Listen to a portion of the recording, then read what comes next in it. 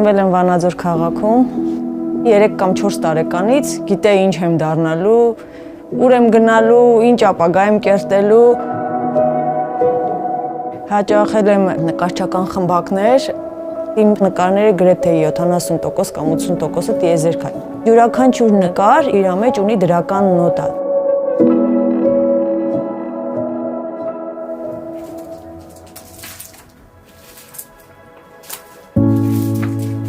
Ես պայստազորի մայոր եմ։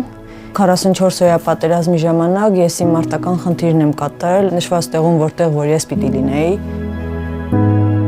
Ծառայության ընթացքում նկարաշարք եմ ստեղծել։ Սկիզբը սկսվում է այսպես աշխարհի աշկն ու ականջը։ Երկրորդը զինվորական կոշիկ ու վրան նստած խաղաղության աղավնի։ Երրորդ շարքը գալիս է դրական նոտայով արդեն, որ ամեն ինչ լավ է լինելու։ Ինձ զգացել եմ, ես հանձնել եմ թղթին։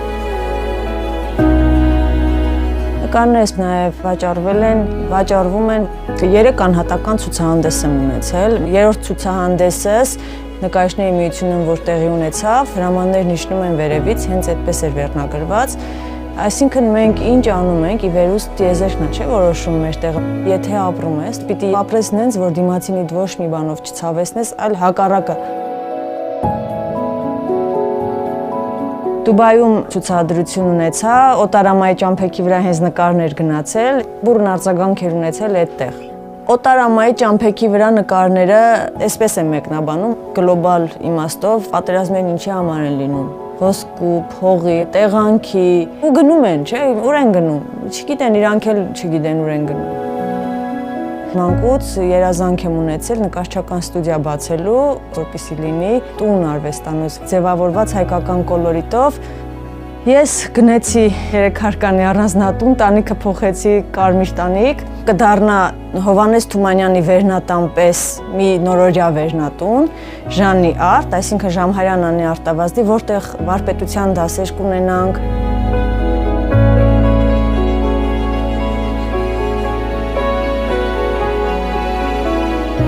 Ես երկրից դուրս չեմ պատկերացնում ինձ։ Վանաձորը այս փոքր քաղաքը, այս հրաշք քաղաքը, իսկապես սիրելու քաղաքը, ես չեմ կարող, իսկապես չեմ պատկերացնում Վանաձորից դուրս կգամ երկիրս պատվով ներկայացնելու ինչ-որ մի հատ միջազգային ցուցահանդեսի, բայց եթե կարող ենք մենք մեր երկրում ստեղծենք, արենք, հաստատ այդտենց ավելի լավ կլինի։ Ես Յան ազգանունով կամ Յան էլ կմնամ։